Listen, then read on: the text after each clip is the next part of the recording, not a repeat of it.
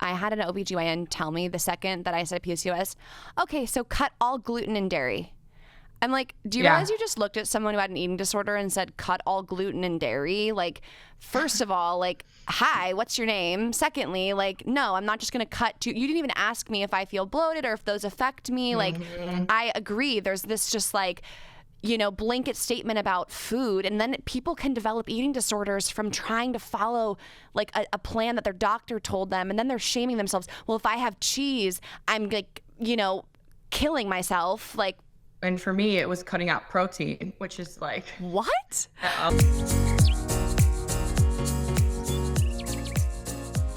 All right, Danyele, I'm so excited. You were on in 2021. It's been almost 3 years, and I've loved following you ever since. I feel like you're one of the few people who really shows up as your authentic self online, and I feel like I've followed so many ups and downs that we've had since we last talked. Same for me. So I was like, I think I messaged you like, we need to do this again and just catch up on everything. Yeah, no, when I saw your message, I was like, I had just posted some things about I've been really going through some things. I feel like I've been in the trenches lately. And I think you messaged me when I kind of started to see that light at the end of the tunnel. So I was like, best friend catch up. We need to get back together somehow and just catch up on each other's lives. Yay. I'm so excited, and you're not alone. I was crying last night in bed. Max is like sleeping sound asleep. I have like silent tears down my face. Like, do I wake him up? It's just like when you feel so overwhelmed and stressed. I'm also currently on my period, not to blame it on my period, but we're PCOS sisters. See, I didn't know that. Yes, and so now I just feel like I understand you on a whole new level. I feel like it's so different for everyone, and I really want to hear about what your hormone journey has been like. When you say you feel like you've been in the trenches, you're coming out to see the light, sorry, I'm going to shove you right back in the tunnel. What was the deep, dark part of your trenches? Let me grab my shovel. Let's go. So July of last year was probably the last time that I felt normal in my skin and in my body and with my cycle. And ever since this like July, August period, I started noticing things with my cycle going off. I've always had heavy periods. I've always had somewhat irregular periods, but I started getting a lot of anxiety around my period being super late. And that was kind of the first red flag of, okay, something is just off here. Because I know I'm being a responsible adult. So what is happening here? That was my first big red flag. And then came the weight gain, which for me in the fitness industry, I'm supposed to know what I'm talking about. And I'm supposed to lead by example in the fitness industry. However, all of a sudden, I'm gaining weight every single day. My body is growing and growing and growing. And I feel like I am doing everything right. I haven't changed anything. My diet is on point. If not more on point than it used to be. My workouts are more intense. So I'm ramping that up, right? Thinking that I'm going to be able to, rebalance the scales. Maybe I'm just getting older and I need to work harder. I grew up an athlete. You understand this. When something is going wrong, it's like, okay, you're not working hard enough. You need to grind more. You're not committed enough. You need to figure it out. So that was my initial mindset going into this. So I started gaining this weight. My acne started flaring up really bad. I started getting super depressed, very anxious, and the anxiety only doubled when I realized that this weight gain felt out of my control. I had wild cravings. In the middle of the night, I would wake up and run to my pantry and stuff my face and then just cry because I felt like I had no control over what I was consuming and I had no control over the outcome. I was very moody, very irritable. This was around the time I had just gotten into a new relationship. So bless his soul. He came in while I was riding high. And then I kind of just went off the cliff. And he has been an amazing partner through some of the worst days that I've seen thus far in my life. But those were kind of the warning signs of, okay, something's not right here. Something is wrong. And then really just blaming that all on myself of not being good enough, not working hard enough. And that only, doubles and triples the anxiety that you feel around your body. It got to the point where I couldn't even walk into the gym because I felt like the mirrors in the gym were attacking me and closing in on me. And I had never felt that before. The gym is the place where I'm supposed to feel safe. It's where I'm supposed to be most myself. It's my career. It's where I go for my therapy. It's how I help women around the world. And now I can't even walk into that space with confidence because I feel like I don't belong there. And this is all just like the storyline in my head. Obviously, that's not true. All body types, sizes, no matter what you're going through, always belongs in the gym. But that just goes to show this negative mindset that was just playing in my head and this negative storyline that I just could not escape. So much comes up as you share that. And first of all, thank you for being so incredibly vulnerable and raw.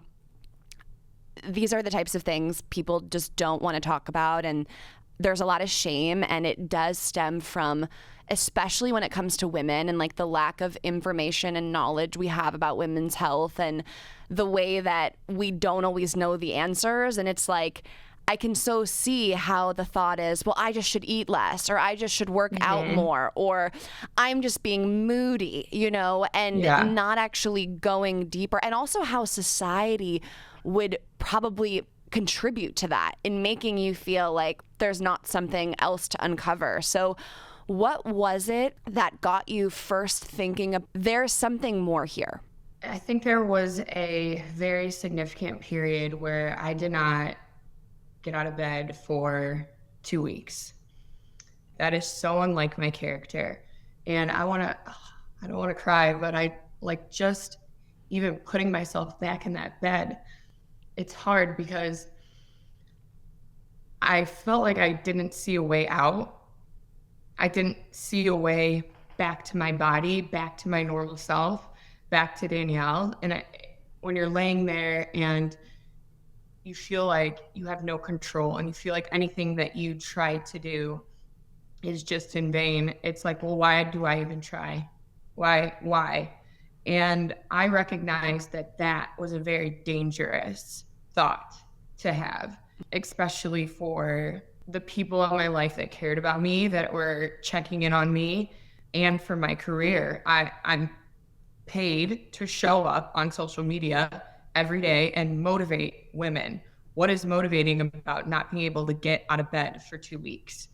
So I went dark on social media. I did not post anything for 2-3-ish weeks while I hit that rock bottom, I guess you could say. At that time, I thought it was rock bottom. It got worse after that. But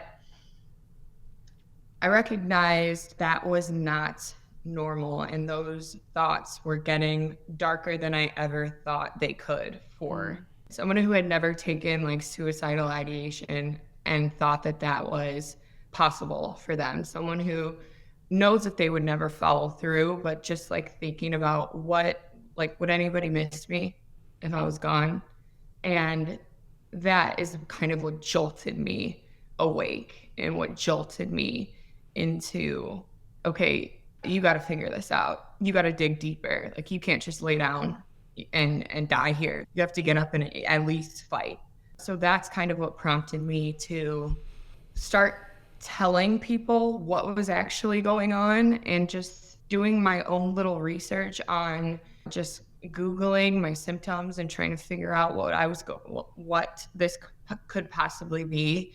And I saw the symptoms and everything on Google, and I thought for a while, okay, maybe this is it. But, you never want to just accept a diagnosis. So I kind of was putting it off. And then I finally, my mom and my best friend actually, and my boyfriend pushed me to start making actual doctor's appointments to figure out what was going on. I don't know why I had a fear around going to the doctor and actually getting diagnosed. Like, I knew something was wrong, but I just felt in my head, okay, you can handle this. You can figure it out. Like, you don't need to go to the doctor. And for some reason, not having a diagnosis felt like it wouldn't be real. I guess maybe that's why I put it off for so long. But there were 6 months of just muddling through the forest trying to figure out what was going on without really any actual answers until I decided to make those appointments to go to the doctor finally. I'm really moved by everything that you said, especially your, I'm just going to say it, like suicidal ideation. It can feel so scary and like it's this thing that like was never supposed to be you, or that's not me. Like I have empathy for other people, but like that I'm not going to ever be there because like I'm an overachiever or I'm successful or I get my shit done. And I had similar thoughts when I was in college, just feeling like I don't like living in this, and I don't feel like there's a situation where I can change it. So the idea of like pausing it or escaping it is something like that we then fantasize about. And I don't know if you had like these moments where it's whether like people are talking to you or you're watching someone laugh or you're looking outside, but in your mind, it's like nothing matters and everything feels like black and white. Other people live in color and you're living in black and white because the depression is a fog. Does that make sense?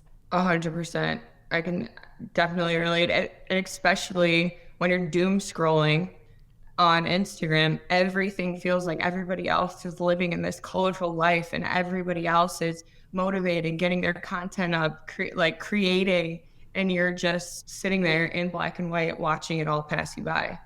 When you said that you took weeks off of social media, I want people listening to understand that's not something that probably even made you feel better, like you had a break. If someone told me I couldn't post for a week, the anxiety I would have that the people that follow me are going to forget about me, they won't care, I'm going to lose my engagement.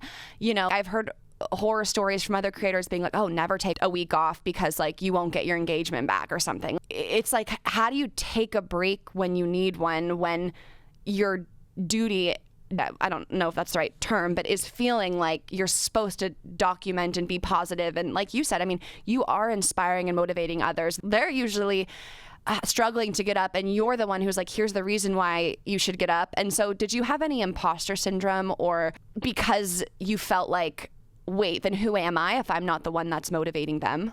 Oh, 100%. That's what I meant kind of when I was like, well, what's motivating about the way that I feel right now? This is not what I want to put in anyone's face too. I also felt like I want to be that bright light on social media. I want to be an escape for people, have them come to my page and walk away joyful. And I just felt the farthest from that. And I've just never been someone who can fake that easily. And props to my community. And just, I know that they knew something was wrong. And like you said, it doesn't feel like a break or a vacation because, 3 days pass, you don't really get any DMs, but that like fourth or fifth day where you haven't had a story, you haven't had a post, and people are used to your daily posting every single day, looking forward to it. People telling you that they start their day with your pep talks, and they haven't. I've been dark for over a week. You start getting these DMs like, "Hey, are you okay? Hey, checking in on you." And I just started seeing those piling up and piling up and piling up and piling up, and the anxiety that I felt knowing that people were looking for me and waiting for me, yet I wasn't able to show up for them in the way that I felt like they deserved, was crushing. It made me feel even worse. I'm thinking about where your head would be and not feeling like you even have the answer, right, for those, like what's going on, what's wrong, where are you? And then on the other side of that, you also feeling like I don't actually have the answer. When it comes to depression, a lot of the time, so of course it can be sparked by grief or loss or a tragic event in your life, but my experience with it was like this really slow build and then this gaslighting and guilt tripping of myself. I don't know if you ever feel this way. I think there's someone out there who would love to have the social media platform that I have or the this that I have, and like I'm here in this, and like so then you guilt trip and you tell yourself I don't deserve to be depressed, I don't deserve to be sad, I have this in my life, or maybe you're thinking I now have this great partner, but then you can't show up in the way that you want. And when you mentioned the diagnosis part of it, it's twofold, because when you don't have it, you could be feeling like you need that validation. But then when you do get it, you're like, oh, fuck, that's like a scarlet A or something on my resume now. The first time I was told binge eating disorder, I like kept a fine face, and then I went home, and I remember being at like a crosswalk at school and like actually sobbing, thinking, wow, those words are now associated with me. It's a big identity thing to have that sort of feeling. But for some people, a diagnosis can provide a lot of clarity.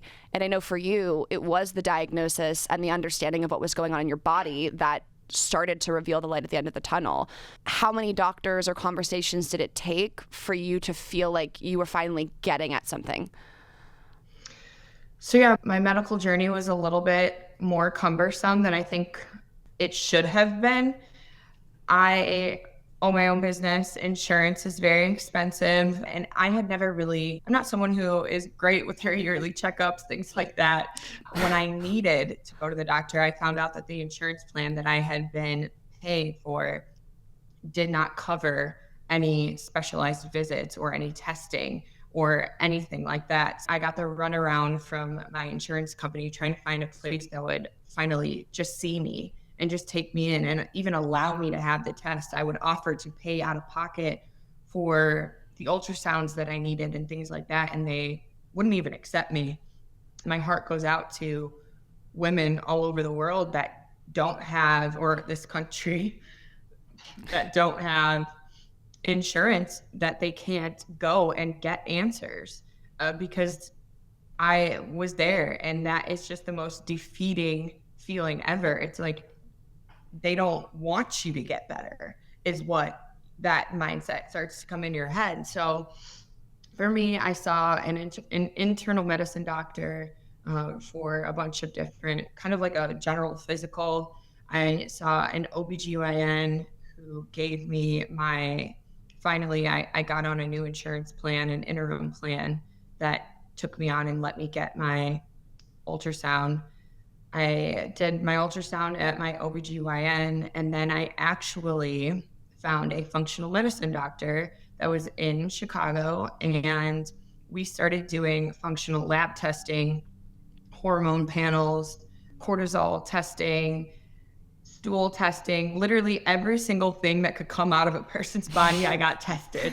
And that was actually, the most eye-opening experience, because again, that none of that testing is covered by insurance. So I'm blessed and very privileged to be able to afford to go to a functional medicine doctor to get this type of functional lab testing, where their goal is to not just look at the symptoms, but to go to the root cause of those symptoms.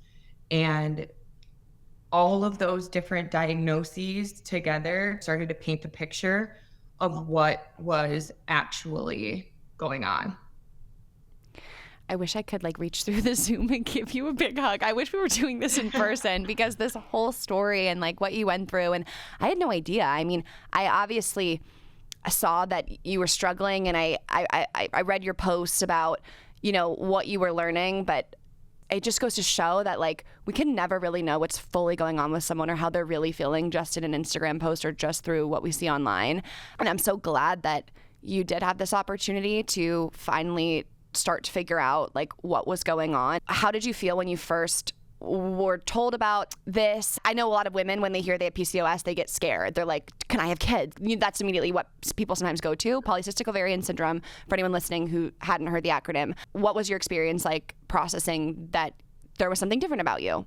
Yeah, so I remember this might be TMI. I remember laying on the ultrasound table, and the nurse was taking a long time. She was inside me for an obscene amount of time. And I was like, okay, she definitely found something. So I just remember this anxiety building up, because was it an ultrasound? Was just taking way too long. Was it an ultrasound? And what did you say? Was this an ultrasound? Yes. Okay. So yeah, she's like, I have this, they're looking to showing you all the what is it, the little black circles in your uterus, right? I'm like, yes. Why are there holes in me? I'm like, I'm getting trichophobia.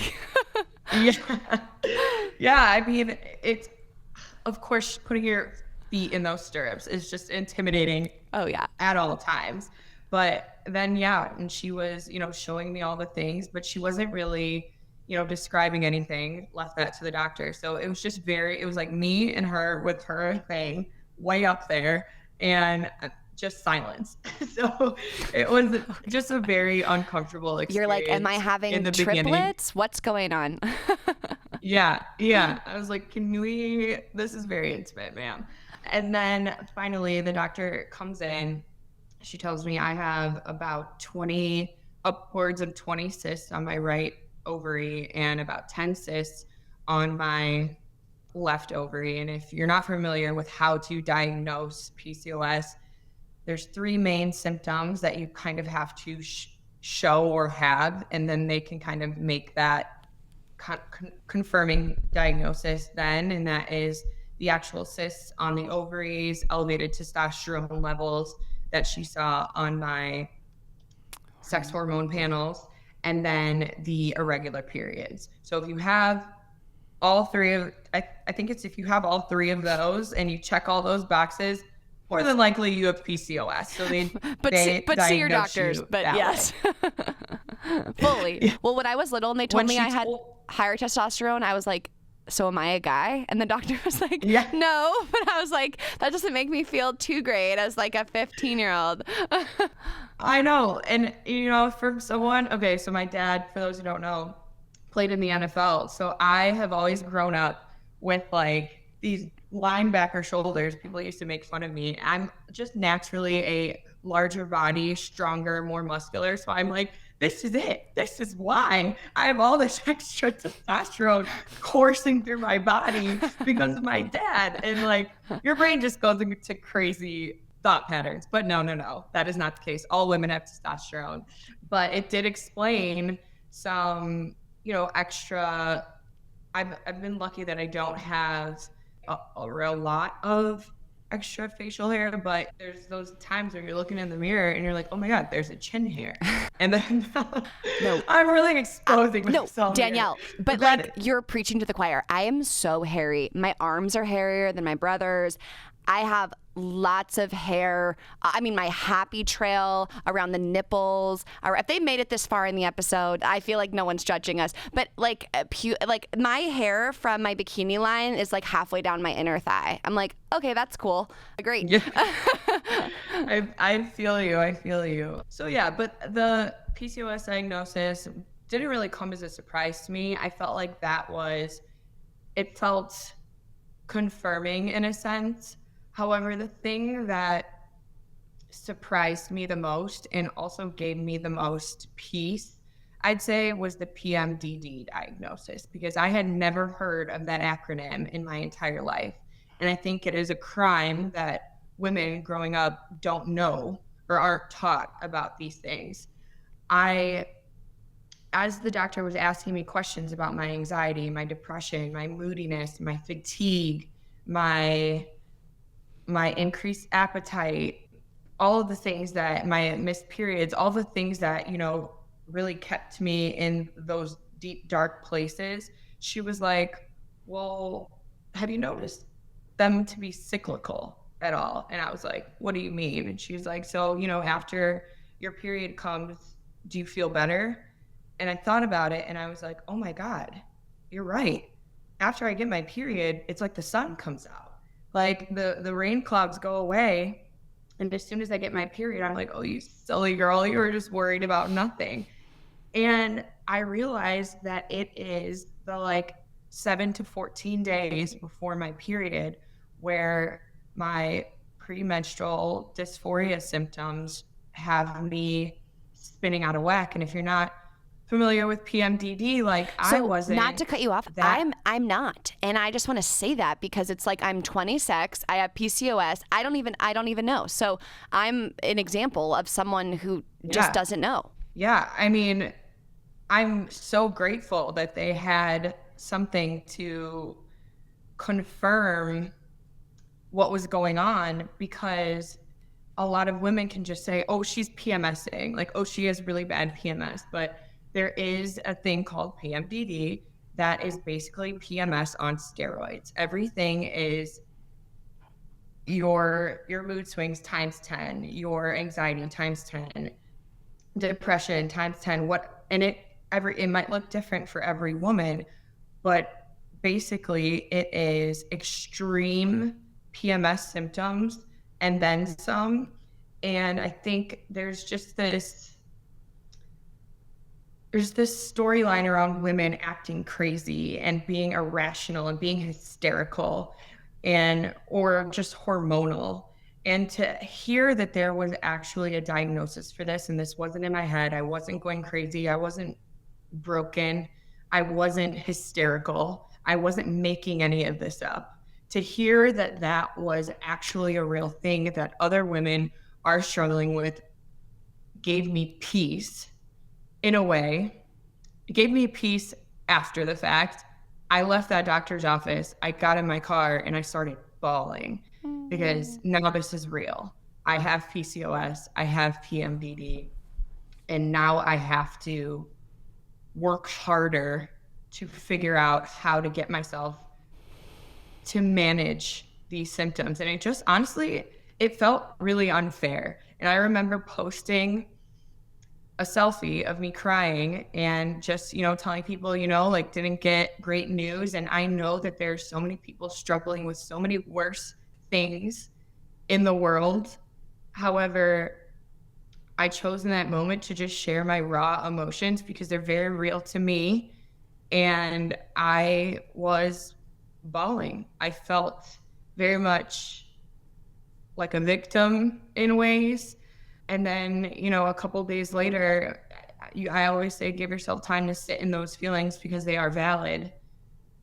But then there comes a time where you have to decide, okay, well, what am I going to do about this? Am I going to let this define me? Am I going to use this story to help other women, or am I going to just keep with this victim mentality? And, I chose the former, and I'm doing whatever I can, doing my best, even though I don't have all the answers. And sometimes I feel bad answering questions about PCOS because I'm not an expert. I'm honestly just going from my own personal experience, and every woman's body is going to be so different and respond differently to different things. So I feel bad sometimes answering questions, and I don't want to pose myself as this expert on PCOS, and I don't want PMDD to become my entire personality or my brand. I just want to be able to show women that this doesn't have to be a defining diagnosis, and that you can, carve your own path and carve your own character through this. When you say, like, you're not an expert, a thought that I have is, like, who is? And it's so hard to find one, because I once had a doctor that was like a male doctor, OBGYN, who was like, I said to him, I was switching OBGYNs when I moved to LA, and he was like, oh, PCOS. He was like, they make that seem like a big thing. It's nothing. And like brushed it off and didn't say anything to me about it. And then like I kept staying on the pill, and then I kept having depressive mood swings, and I was just depressed once a month. And then I found a new, more holistic, modern doctor who then took my hormone panels and got me off the pill, and I was inducing progesterone, and like now it's like I don't have those depressive mood swings, but it's wild that like a doctor in a white coat looked at me and literally waved the hand like, oh, PCOS, so that's the other hard thing is like, I think it is important to talk about our experiences, and hopefully people know, like, of course they shouldn't do exactly what you've done or I've done but it is important, because then no one talks about it. And then maybe this is an episode where someone's listening thinking, oh my gosh, like I'm going to make that appointment, or I'm going to do some research because of like how transparent you've been, which is why it's so important for us to have this conversation, but for your vulnerability, it's so incredibly moving. It's crazy how like health is so important, and not only is access incredibly limited, and there's so many issues with it, and it's like hard for people to make their appointments and like stay up to it. Like I'm supposed to be taking vitamin D.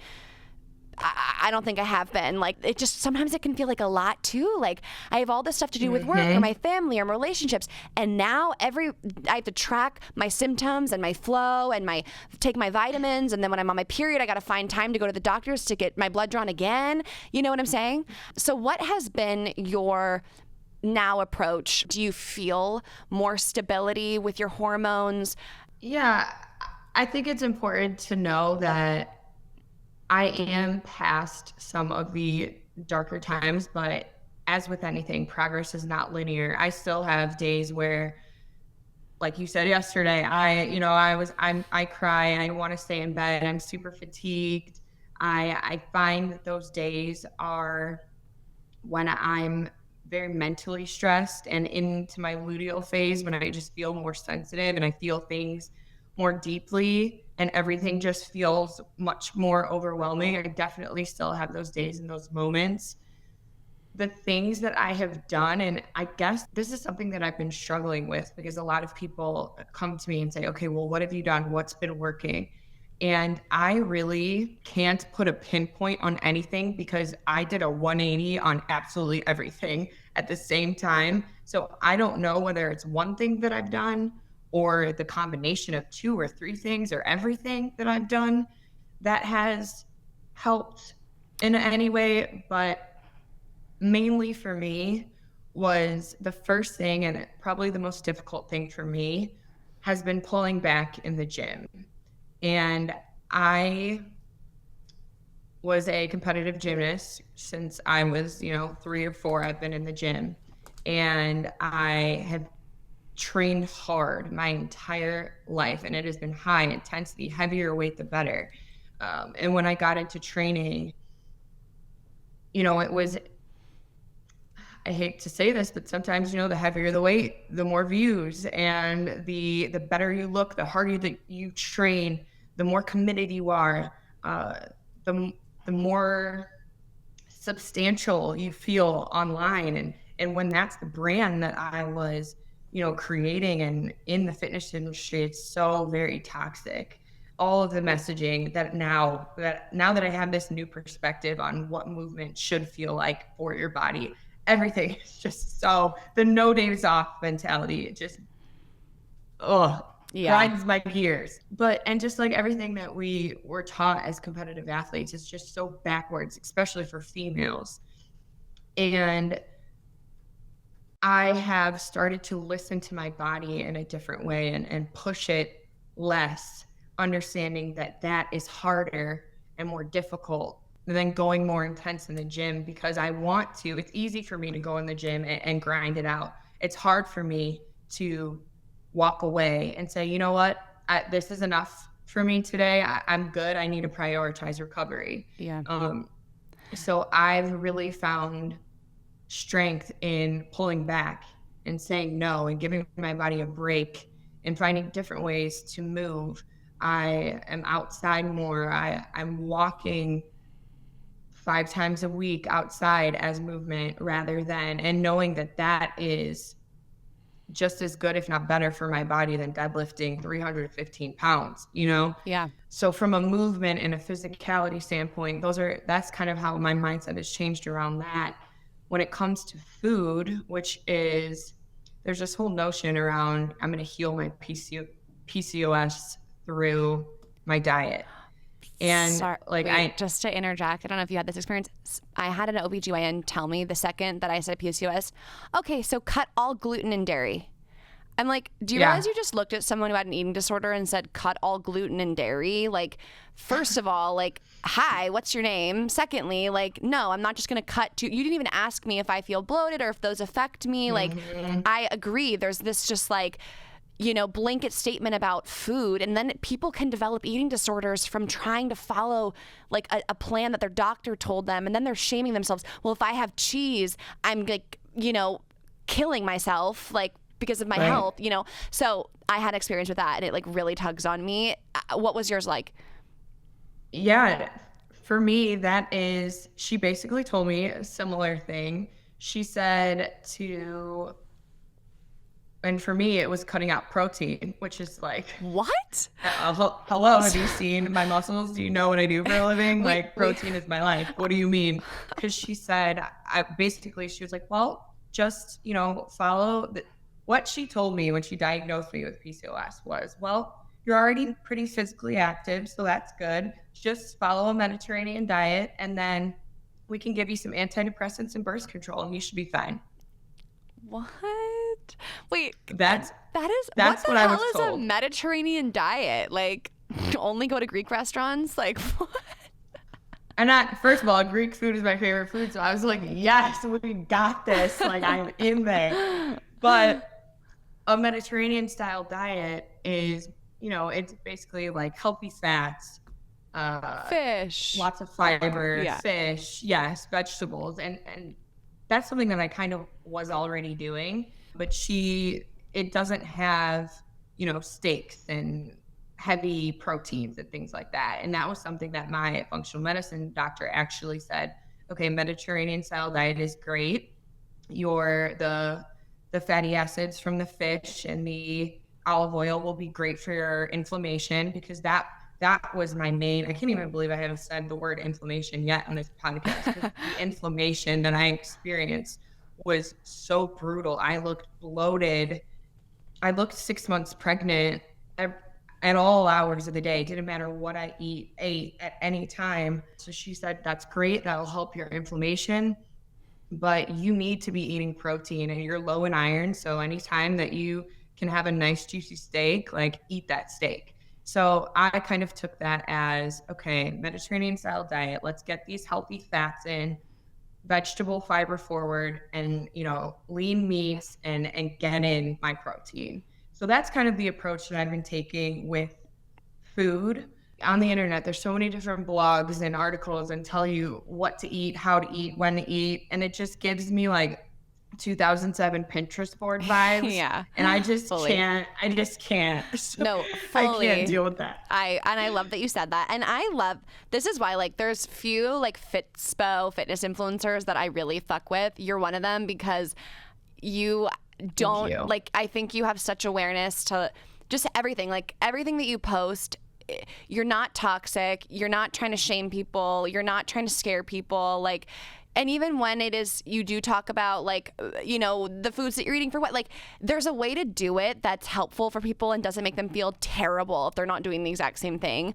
So that's one of the reasons that I love you. But I completely agree. Like, you have to figure out what works best for you. And if when you eat steak, you don't feel like you get inflamed or you're bloated or the discomfort, like, then it's a food that works for you. And for me, like, I don't notice anything when I have dairy or gluten that makes me think that I shouldn't be eating it. Like, and honestly, after she said that, I remember, like, looking at cheese really weirdly for like a week, so that's another thing, going back to your crying in the car, just the thought of, like, okay, now every time I eat a meal, I've got to think about this thing. And also with the PMDD, like, we get a period once a month. So what do you get, like 1 week off the week after your period, and then bam, you're in your 3 weeks of like PMDD. It's like, this is pretty much every day your entire year. So I mean, that's overwhelming too. It's just like how to figure out how to deal with this and manage it. I was curious, do you know what sparked this all? Because I remember you said, like, it was at the start of your relationship, you were doing great, and then, like, never before.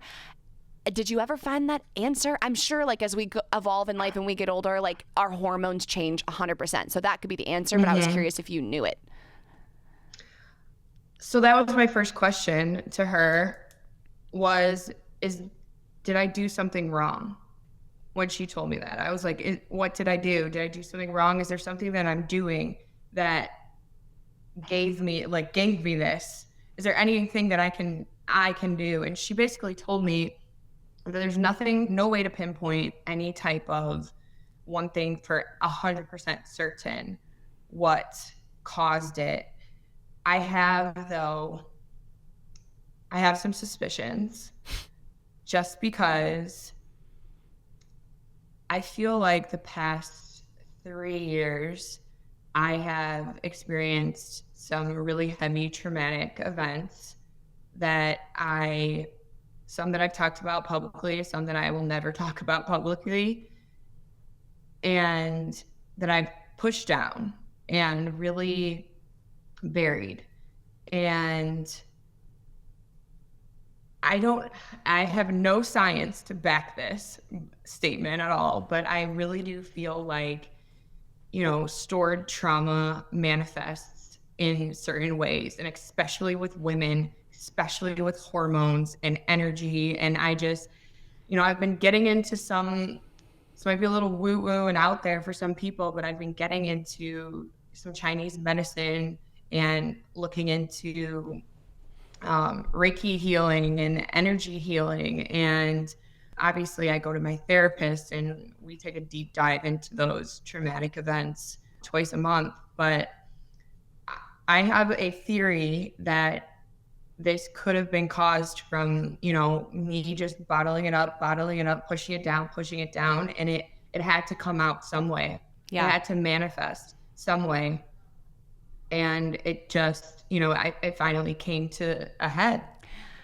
I do not think you sound woo-woo. I 100% believe that things that we go through emotionally and mentally have a physical manifestation, because I think it's holistic. Mm-hmm. Mind, body, soul is all connected. Have you heard of Body Keeps the Score? I feel like that would be a read for you. I did. I started the book and it was a little too real for me. Okay. It was a little too close to home. That's okay. And so I had to put it away for my own peace. Yeah. But yeah, I've heard great things about that book for sure. No, I fully get that too. Like sometimes it's not the time, we're not ready, we don't want to, and that's fine. Sometimes it's like 3 years later, 5 years later, like we ready and we want to do something. I also believe in like divine timing like that. I have things come up in my life where I had this big revelation and I'm like, oh wait, I learned that 3 years ago. But at the time I wasn't ready to like have it impact my life in the way that the version of me now is. And I think that's all that we can do. And thanks for being so open about it. Everyone, whether it's this exact journey, is trying their best and going through their own shit. And I had no idea like what this conversation was going to be today. I didn't know that it would lead us where we were, but I've really been just so impacted by your vulnerability, by your humbleness talking about this and being so open. And I just really appreciate it. And I know so many people are going to be impacted as well, because the amount of people that DM me anytime I like bring up PCOS with the questions and the confusion. And then same thing, I feel helpless. I don't have all the answers, but thank you. And as well, being transparent about depression and mental health and anxiety. I do want to hear, like, do you have anything fun coming up this weekend? What's been bringing you joy? And, last words for anyone who's ending this podcast like, fuck, I feel like I'm at the start of my tunnel. Yeah, honestly, I think that I would just tell women to never be satisfied until they feel like they've gotten an answer that they are at peace with when it comes to their body. I don't care how many doctors you have to go to. I don't care how many prescriptions you're offered. If you feel like a non-prescription way or route is best for you and your body, follow that.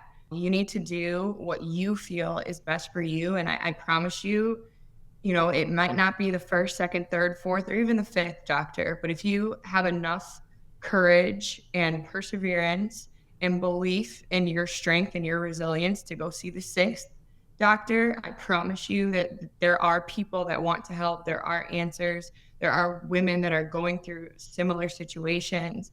And I just hope that I can be, just a point of relatability for any woman that's going through similar situations. And even if you don't have PCOS or PMDD, but you're struggling with mental health and you're sitting in that bed and, you're listening to this and you're going on day 14 in that bed and you don't see that way out, I just want you to know that it gets better, and that one foot in front of the other is really what it takes. There's been a lot of things that have been bringing me joy lately. I've started to, I think people can kind of see it a little bit more, but I feel like my personality is coming back into my social media. I'm talking more on social media. I'm in a phenomenal, loving, caring relationship. That's a whole nother podcast. I know, we didn't get to talk about that, but I'm so happy for you. You deserve love, and I love your love. Thank you. And, my family, I've been blessed with such a supportive family and mom that you saw. Like, they truly keep me going. And my community on social media, my Evolve You athletes, I don't think that they realize how they saved me in my darkest moments. Those messages, while at first they were a little bit overwhelming, looking back at those messages, and I had athletes create a video montage that they sent to me, checking in on me.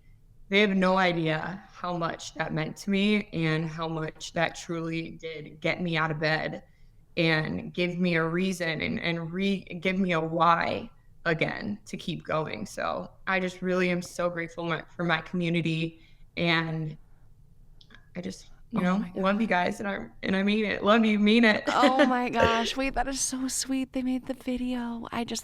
Wow. That is so special. Ugh, it's heartwarming. And also it's like when you were thinking, would anyone miss me? Yeah. A lot of people would miss you. I would miss you. I'm always here for you. And just thank you so much, Danyele. You're the best. And I so appreciate you coming on Real Pod and being so open. And I hope that joy keeps coming for you. Thank you. Me too. I appreciate it. Thanks, babe.